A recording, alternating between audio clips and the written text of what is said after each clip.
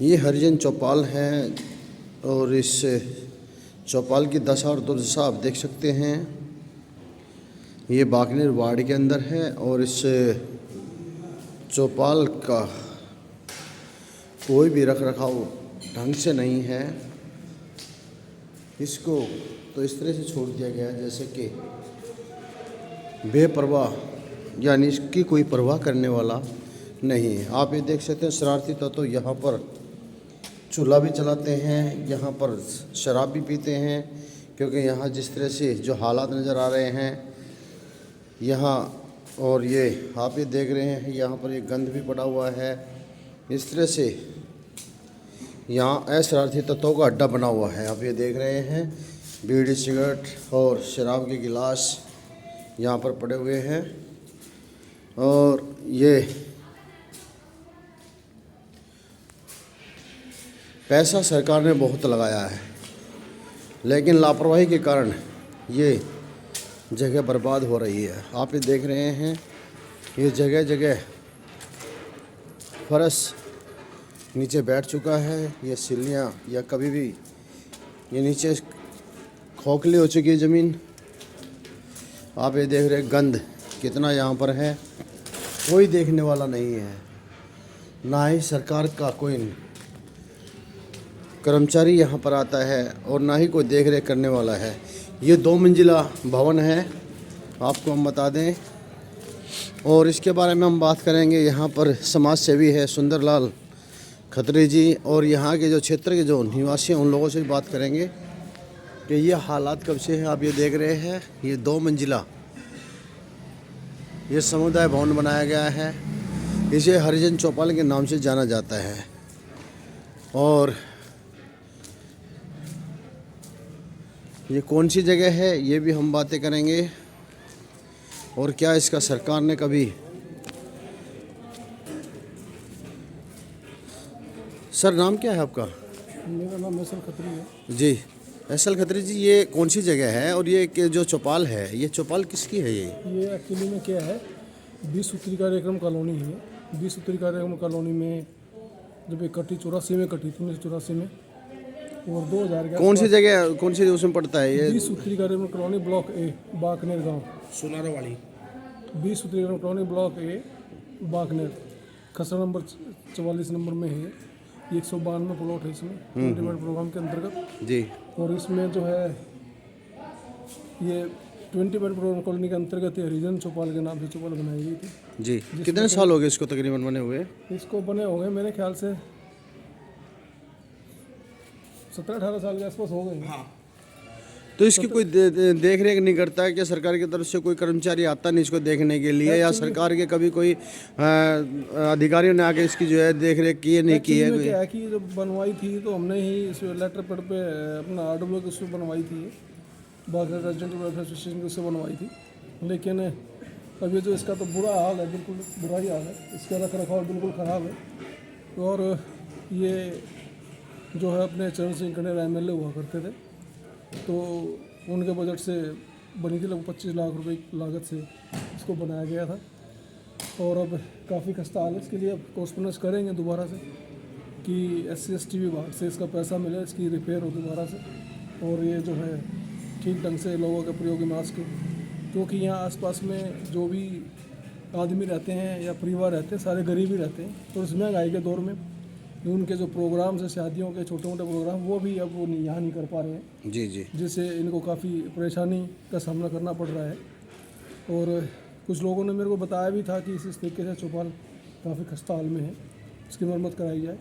अब मेरे संज्ञान में आया है, मैं कोशिश करूँगा इसको जल्द से जल्द SC/ST विभाग से पैसा ले करके इसकी मरम्मत कराई जाए। और इसमें जो यहाँ के जो गरीब बच्चे हैं, गरीब आदमी हैं, उनके लिए कौशल की कोई स्कीम इसमें लागू करके इसमें कोई कौशल विकास के अंदर कंप्यूटर सेंटर सिलेक्ट के अंदर खुलवाया जाए, जिससे इसकी रख रखाव भी ठीक रहे और ये जो है ये लोग जो अपने प्रोग्राम्स वगैरह हैं वो भी इसमें आराम से कर सकें। क्योंकि 2 मंजिला बिल्डिंग है, इसमें ऊपर वाले पोर्शन तकरीबन कितनी लागत आई थी उस समय अगर बात की जाए तो? 25 लाख रुपये के आसपास इसका एस्टिमेट था जी। तो उस टाइम में। तो उसके बाद कोई केयर करने के लिए कोई नहीं आया इस पर? मेरे ख्याल से तो कोई नहीं आया है, इसलिए इसकी ये हालत है। बाकी स्थानीय लोगों से जान लेते हैं। स्थानीय लोगों से ये है, लड़का यूनियन से पूछ सकते हैं आप। नाम क्या है आपका? मदन नाम है सर, कहाँ के रहने वाले हैं आप? यही बागनेर गांव के। ये जो हालात हैं, ये जो चौपाल बनी है, तो इसकी हालात ये इस तरह से क्यों है? क्या कभी कोई देखने नहीं आता नहीं, इसको? कोई नहीं आया देखने के लिए। हम ही देखते हैं, हम ही ये छोटे छोटे बच्चे खेलते रहते हैं। और इधर ये देखो कि क्या ये बैठ भी गया है। अच्छा, फर्श बैठ गया है। हाँ, फर्श बैठ गया, पूरा पानी मर रहा है इसके अंदर। तो कभी भी भवन गिर सकता है फिर ये? बिल्कुल गिर सकता है, जैसे हालात है। तो इसमें कभी भी कोई जब से बनी है तो कोई देखने के लिए नहीं कोई आया? नहीं, कोई भी नहीं आया, कोई देखने नहीं कोई आता नहीं आया। इसके अंदर बहुत बड़ी चोरी हुई थी, सारी पूरी मतलब उद्घाटन होने के बाद महीने 2 महीने में ही चोरी हो गई थी। अच्छा। उस टाइम पे तो यहाँ बहुत ही कम घर थे, जंगल पड़ा हुआ था, थोड़ा कम ही घर थे। जब चोरी हुई थी उसके बाद तो ये ऐसे ही पड़ी है, कोई अच्छा, आया नहीं है। तो मतलब सब कुछ उखाड़ ले गए थे इसका? सब अभी तो ये है, थोड़ा बहुत बच भी रहा है, नहीं तो आते रहते हैं बंदे इधर उधर। मतलब समय किया हाँ, जो समय की वो ऐसे नशा करने वाले नशा लोग, करने वाले वो पाड़ के ले जाते हैं। तो उसको रोकता टोकता कोई नहीं है? अब क्या रोके टोके, अब दूसरे बंदे को ये सोचते हैं कि भाई तू अपने घर के अंदर घुस जाते हैं ये। अब इधर किराएदार है, ये भी है। तो इस चौपाल को किस नाम से जाना जाता है? ये हरिजन चौपाल के नाम से जाना जाता है। आप यहीं रहते हैं? हाँ जी, मेरा मकान यही है पीछे वाला। लोगों की मांग, आप लोगों की मांग क्या है अब? जी, हमारी मांग तो ये है कि इसको अच्छी तरह हो जाए और कोई बंदे की ड्यूटी भी लग जाए इसके अंदर, जो इसकी रेख देख अच्छी तरह से करता रहे। और हमारे भी प्रोग्राम होते रहेंगे इसके अंदर। हमारे को भी मशीन सिलाई सेंटर खोल दिया जाए इसके अंदर। तो ये छोटे छोटे बच्चे हैं, घूमते हैं, वो भी उनके लिए ट्यूशन वूशन का कुछ करवा देते तो अच्छा रहता। उनका भी जुगाड़ हो जाएगा, भविष्य में सही हो जाएगा। अब ऐसे ही घूमते रहते हैं बच्चे। जी, नाम क्या है आपका? सर, मेरा नाम संगीता राजकुमार योगी है और मैं ड्रीम सोशल वेलफेयर कौशल विकास संगठन एनजीओ की अध्यक्षा हूँ। जी। और सर, हमारी संस्था महिलाओं के लिए और बच्चों के लिए कार्य कर रही है। जो बच्चे स्कूल नहीं जा पा रहे हैं उनको शिक्षा देने का कार्य हमारी संस्था कर रही है। और महिलाओं को आत्मनिर्भर बनाने के लिए उनको हस्तकला, कंप्यूटर, सिलाई और बहुत सारी कलाएँ हमारी संस्था सिखा रही है ताकि वो आत्मनिर्भर होकर काम कर सकें। और आज हम इधर इस एरिया में अपनी संस्था के लिए कोई जगह अच्छी देखने के लिए आए तो हमें कुछ भवन ऐसे मिले जो बिल्कुल डैमेज पड़े हैं और उनकी कोई देख रेख नहीं है, बिल्कुल बेकार हैं, कूड़े के ढेर लगे हुए हैं और टूट फूट काफ़ी है, गेट भी नहीं है, कोई देख रेख करने वाला भी नहीं है। तो मेरी अपील है सरकार से, जो ऐसे कुछ भवन डैमेज पड़े हैं उनको रिपेयरिंग कराकर हमारी संस्था को या किसी भी ऐसी संस्था या एनजीओ को हैंड ओवर करें ताकि महिलाएं उनमें कुछ सिलाई प्रशिक्षण ले सकें, बच्चे पढ़ाई कर सकें ताकि उनका भविष्य उज्जवल हो और वो आगे बढ़ सकें। तो मेरी अपील है सरकार से कि इस बात पर ज़रूर गौर करें और किसी भी संस्था को या हमारी संस्था को ऐसे भवन देने का कष्ट करें। नमस्कार दोस्तों, आज हम मौजूद हैं नल्ला विधानसभा क्षेत्र के वार्ड नंबर 2 1 मिनट चालू है देखना, बागनेर में। और आज हम जो इस जगह पहुंचे हैं, ये बागनेर की 20 सूत्रीय कॉलोनी है जो ए ब्लॉक।